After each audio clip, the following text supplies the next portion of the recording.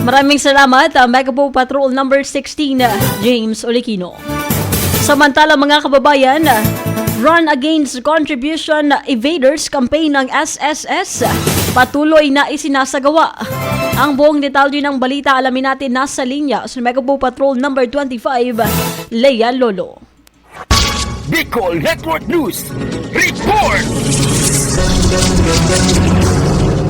Patuloy na isinasagawa ng Social Security System ang kanilang ikasyam na Run Against Contribution Evaders o RACE campaign sa Legazpi City. Ang kampanyang ito ay hindi lamang naglalayong tulungan ng 48 empleyado, kundi higit pa nga palakasin ang kaalaman ng mga employer sa kanilang mga obligasyon. Ayon kay SSS Attorney 3 Maria Teresa Oliver Velasco, ang kampanya ay bahagi ng mas malawak na pagsisikap na hikayatin ang mga negosyo na regular na magbayad ng kontribusyon na mahalaga para sa mga access ng mga empleyado sa mga benepisyo tulad ng maternity at retirement. Sa kasalukuyan, umabot na sa 75% ng target na 84 na establishments ang nabisita na nagpapakita ng mas malawak na pangako ng SSS sa pagsugpo sa mga evaders at pagpapalakas ng pondo ng Social Security. Para sa Bicol Network News, ito sa Megapo Patrol number 25, Leia Lolo, tatak tunay na serbisyo.